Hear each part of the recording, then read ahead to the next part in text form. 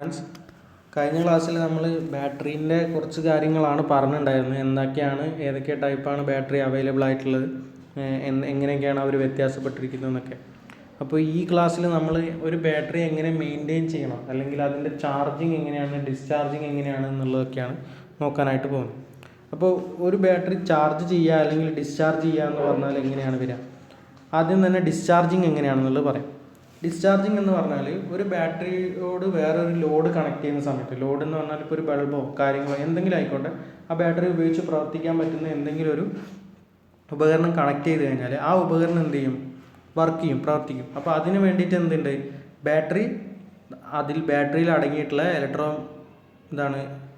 Electromotive force EMF ഉപയോഗിച്ചിട്ട് എന്ത് ചെയ്യും? ആ ഒരു ഉപകരണത്തെ വർക്ക് ചെയ്യിക്കും. അപ്പോൾ ബാറ്ററിക്ക് അകത്ത് നടക്കുന്ന രാസപ്രവർത്തനങ്ങൾ നടക്കുന്നുണ്ട്. ആ രാസപ്രവർത്തനങ്ങളുടെ ഫലമായിട്ട് ഇലക്ട്രോൺസ് അല്ലെങ്കിൽ ഇലക്ട്രോമോട്ടീവ് ഫോഴ്സ് വരുന്നുണ്ട്. ഈ ഫോഴ്സ് കൊണ്ട് എന്ത് ചെയ്യും? ആ ഉപകരണം പ്രവർത്തിക്കും. അപ്പോൾ ഇതിനെയാണ് ഡിസ്ചാർജിങ് എന്ന് പറയും. അതിൻ്റെ ഒരു ചിത്രം കാണിക്കുന്നത് ഇപ്പോൾ ഇതേപോലെ. ആ ഒരു ഫസ്റ്റത്തെ A എന്ന് കാണിച്ചിട്ടുള്ളത് ലെഡ് ആസിഡ് ബാറ്ററിയാണ് കാണിച്ചിട്ടുള്ളത്.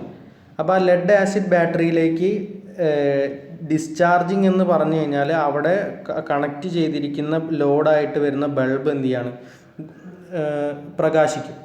അപ്പോൾ എങ്ങനെയാണ് അത് സംഭവിക്കുന്നത്? ഇപ്പോൾ ആ ഇലക്ട്രോലൈറ്റും അതുപോലെ തന്നെ അതിനകത്ത് വരുന്ന ഓരോ ഇലക്ട്രോഡുകളും, കാഥോഡും ആനോഡും, പോസിറ്റീവ് ഇലക്ട്രോഡും വരുന്നുണ്ട്, നെഗറ്റീവ് ഇലക്ട്രോഡും വരുന്നുണ്ട്. അപ്പോൾ ഈ ഇലക്ട്രോലൈറ്റ് എന്ന് പറഞ്ഞാൽ ആ ദ്രാവക രൂപത്തിൽ നമ്മൾ ബാറ്ററിനുള്ളിൽ ഉണ്ടായിരിക്കുന്ന സാധനമാണ് ഇലക്ട്രോലൈറ്റ്. അപ്പോൾ ഇലക്ട്രോലൈറ്റും ഈ കാഥോഡും ആനോഡും തമ്മിലുള്ള രാസപ്രവർത്തനം നടക്കുന്നതുകൊണ്ട് എന്ത് സംഭവിക്കും? ഓരോ ഇലക്ട്രോണുകൾ നഷ്ടപ്പെടുകയും അല്ലെങ്കിൽ പുതിയ ഇലക്ട്രോണുകൾ രൂപപ്പെടുകയും ചെയ്യും. അപ്പോൾ ആ ഇലക്ട്രോണുകളാണ് എന്ത് ചെയ്യുക? സർക്യൂട്ടിലൂടെ ഒഴുകാൻ തുടങ്ങുന്നത്. ഇപ്പോൾ ഇവിടെ കാണിച്ചിട്ടുണ്ട് മൈനസ് ചാർജുള്ള ഇലക്ട്രോഡിൽ നിന്ന് 2 ഇലക്ട്രോൺ പുറത്തേക്ക് വന്ന് ബൾബിലെ സർക്യൂട്ടിലൂടെ പോയി പിന്നെയും എന്ത് വരികയാണ്? പോസിറ്റീവ് ചാർജുള്ള ഇലക്ട്രോഡിലേക്ക് വരുന്നുണ്ട് A എന്നുള്ള ഫിഗറിൽ. അപ്പോൾ എന്താണ്?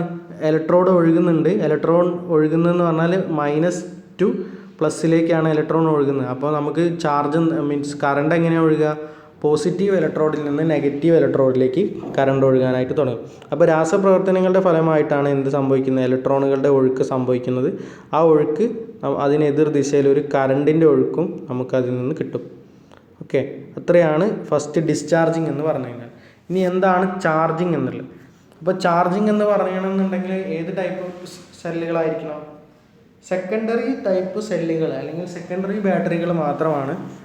സെക്കൻഡറി സെൽസ് മാത്രമാണ് ചാർജിങ്ങിന് വിധേയമാക്കാൻ പറ്റുള്ളൂ. ബാക്കിയുള്ളത് ചാർജിങ്ങിന് വിധേയമാക്കി കഴിഞ്ഞാൽ സപ്ലൈ നമ്മൾ കൊടുത്തു കഴിഞ്ഞാൽ അത് അവിടെ വേറെ രാസപ്രവർത്തനങ്ങൾ നടക്കാണ്ട് അല്ലെങ്കിൽ ഷോർട്ട് സർക്യൂട്ടൊക്കെ ആയിട്ട് അതിന് പൊട്ടിത്തെറിക്കാനോ ഒക്കെയുള്ള ചാൻസ് ഉണ്ട്. എക്സ്പ്ലോഷനോ അല്ലെങ്കിൽ അത് ബാറ്ററി പൊട്ടി ഒലിക്കാനൊക്കെ ഉള്ള അതിൻ്റെ ഇലക്ട്രോലൈറ്റ് പുറത്ത് വരിക, അങ്ങനത്തെ പ്രശ്നങ്ങളൊക്കെ അതിനുണ്ടാവും. അപ്പോൾ ചാർജിങ് എന്ന് പറഞ്ഞു കഴിഞ്ഞാൽ ഇത്രയേ ഉള്ളൂ. ഇപ്പോൾ നമ്മൾ പറഞ്ഞ ഒരു ഇലക്ട്രോലൈറ്റും അതിൻ്റെ കാഥോഡും ആനോഡും, അതായത് പോസിറ്റീവ് ഇലക്ട്രോഡും നെഗറ്റീവ് ഇലക്ട്രോഡും തമ്മിലുള്ള റിയാക്ഷൻ്റെ ബേസിസിലാണ് എന്ത് സംഭവിക്കുന്നത്? ഡിസ്ചാർജിങ് നടക്കുന്നത്. ഇനി ചാർജിങ് എങ്ങനെയാണ് വരുന്നത്? ചാർജിങ് എന്ന് പറയുമ്പോൾ നമ്മൾ പുറത്തു നിന്നൊരു വൈദ്യുതി കണക്ഷൻ എന്ത് ചെയ്യാണ്? ഈ ബാറ്ററി സോഴ്സ് അല്ലെങ്കിൽ സെക്കൻഡറി സെല്ലിലേക്ക് കൊടുക്കുകയാണ്. അപ്പോൾ സെക്കൻഡറി സെല്ലിലേക്ക് കൊടുത്തു കഴിഞ്ഞാൽ എന്താ സംഭവിക്കുന്നത്? കുറേ ഡിസ്ചാർജിൻ്റെ ഫലമായിട്ട് ഇലക്ട്രോലൈറ്റ് തീർന്നു പോവുക അല്ലെങ്കിൽ ഇലക്ട്രോണുകൾ ദ്രവിച്ചു പോവുക, അങ്ങനെയുള്ള ഓരോ പ്രശ്നങ്ങളാണ് എന്തിൽ സംഭവിക്കുക? ഈ ബാറ്ററിക്കകത്ത് സംഭവിക്കുക. അപ്പോൾ നമ്മൾ പുറത്തു നിന്നൊരു വോൾട്ടേജ് സോഴ്സ് കൊടുക്കുന്ന സമയത്ത് ഈ വോൾട്ടേജ് സോഴ്സ് എന്ത് ചെയ്യും? ഈ കാഥോഡിലും ആനോഡിലും കണക്ട് ചെയ്തിരിക്കുന്നത് പോലെ തന്നെ എന്ത് ചെയ്യും? എങ്ങനെയാണോ ആദ്യം റിയാക്ഷൻ നടന്നത്, ഇലക്ട്രോൺസിനെ നിർമ്മിക്കാൻ വേണ്ടിയിട്ട് എങ്ങനെയാണോ അല്ലെങ്കിൽ ഇലക്ട്രോൺ ഒഴുക്ക് ഉണ്ടാകാൻ വേണ്ടിയിട്ട് ഏത് ദിശയിലാണോ ഇലക്ട്രോണുകൾ റിയാക്ഷൻ നടന്നത്, രാസപ്രവർത്തനങ്ങൾ നടന്നത്, അപ്പോൾ അതിൻ്റെ എതിർ ദിശയിലുള്ള രാസപ്രവർത്തനങ്ങൾ നടക്കും. അതായത് റിവേഴ്സിബിൾ ആയിട്ടുള്ള ഒരു ദിശയിൽ രാസപ്രവർത്തനം നടക്കുന്നതിൻ്റെ അതേ തന്നെ തിരിച്ചുള്ള ദിശയിൽ രാസപ്രവർത്തനം നടക്കും. അങ്ങനെ വരുന്ന ഒരു സെറ്റിൽ നിന്ന് എന്താ വരിക? അങ്ങനത്തെ ഒരു റിയാക്ഷനിൽ നിന്ന് എന്ത് ചെയ്യും? സാധാരണയായിട്ട് ഇലക്ട്രോഡുകളും ഇലക്ട്രോലൈറ്റുകളും അതിലടങ്ങിയിരിക്കുന്ന ദ്രാവകമൊക്കെ എന്ത് ചെയ്യാണ്? റിയാക്ഷൻ ചെയ്യാൻ ഉപയോഗിക്കുകയാണെന്നുണ്ടെങ്കിൽ ചാർജിങ്ങിൻ്റെ സമയത്ത് എന്ത് വരും, ഇത് പുനർനിർമ്മിക്കപ്പെടും, ഈ ഇലക്ട്രോഡുകളും ഇലക്ട്രോലൈറ്റും ഒക്കെ.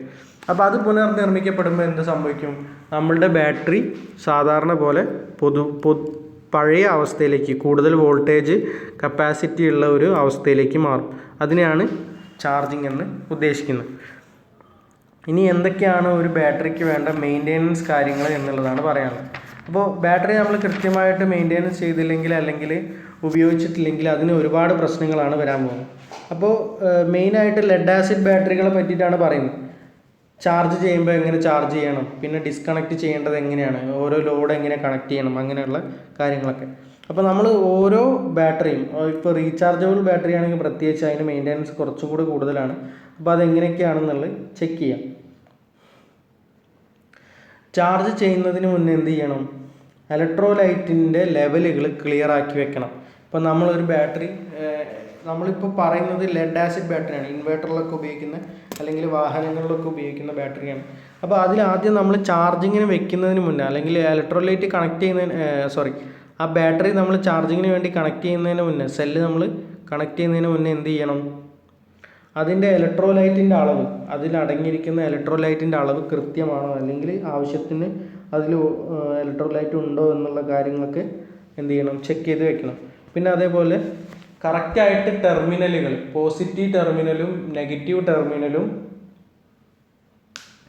ഒരേപോലെ നമ്മൾ കൊടുക്കുന്ന സോഴ്സിൻ്റെയും അതേപോലെ തന്നെ ബാറ്ററീൻ്റെയും ഒരേപോലെ എന്ത് ചെയ്യാം, കണക്ട് ചെയ്ത് വെക്കണം. അല്ലാത്ത പക്ഷം അത് ഷോർട്ട് സർക്യൂട്ട് ആവാനാണ് ചാൻസ് ഉള്ളത്. അപ്പോൾ എന്ത് ചെയ്യണം, നമ്മളെപ്പോഴും കൃത്യമായിട്ടുള്ള രീതിയിലുള്ള കണക്ഷൻ ഉപയോഗിച്ചിട്ടുണ്ടായിരിക്കണം. പിന്നെ ഈ ചാർജിങ്ങിൻ്റെ ഫലമായിട്ട് പുതുതായിട്ട് വാതകങ്ങളൊക്കെ നിർമ്മിക്കപ്പെടും. അപ്പോൾ ആ വാതകങ്ങളൊക്കെ പുറത്തു പോകാനുള്ള സുഷിരങ്ങൾ അല്ലെങ്കിൽ ഹോൾസ്, വെന്റിലേഷൻസ് ഒക്കെ ക്ലിയർ ആണോ എന്ന് ചെക്ക് ചെയ്യണം.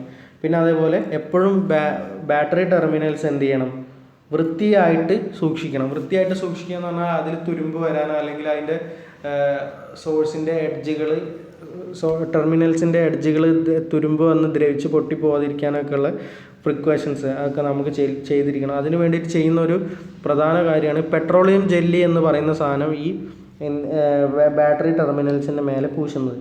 അപ്പോൾ അത് പൂശിക്കഴിഞ്ഞാൽ എയറുമായിട്ട് കൂടുതൽ റിയാക്ഷൻ വരാണ്ട് എന്താവും, തുരുമ്പ് പിടിക്കുന്ന പ്രശ്നങ്ങളൊക്കെ നമുക്ക് ഒഴിവാക്കാനായിട്ട് പറ്റും.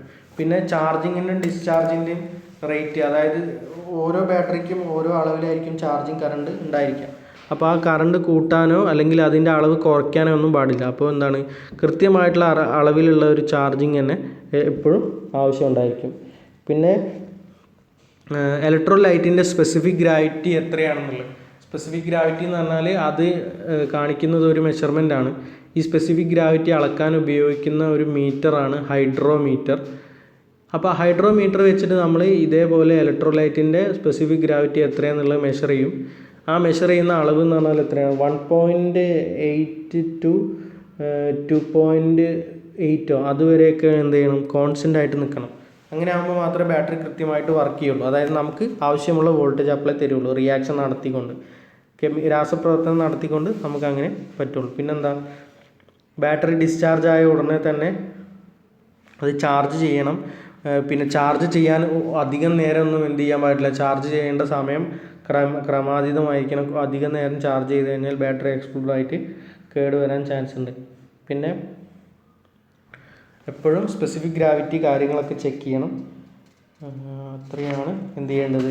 നമുക്കൊരു ബാറ്ററി മെയിൻ്റെനൻസിൻ്റെ പരമായിട്ട് എങ്ങനെയാണ് ചെയ്യേണ്ടത്, അല്ലെങ്കിൽ ബാറ്ററി മെയിൻ്റെനൻസ് എന്തൊക്കെ ആവശ്യങ്ങളാണുള്ളതെന്നൊക്കെ നമുക്ക് പറഞ്ഞു തരണം. അപ്പോൾ ഇത്രയും കാര്യങ്ങളൊക്കെയാണ് നമ്മളെപ്പോഴും ഒരു ബാറ്ററീൻ്റെ മെയിൻ്റെനൻസിന് വേണ്ടിയിട്ട് ചെയ്യേണ്ടത്. Okay, thank you.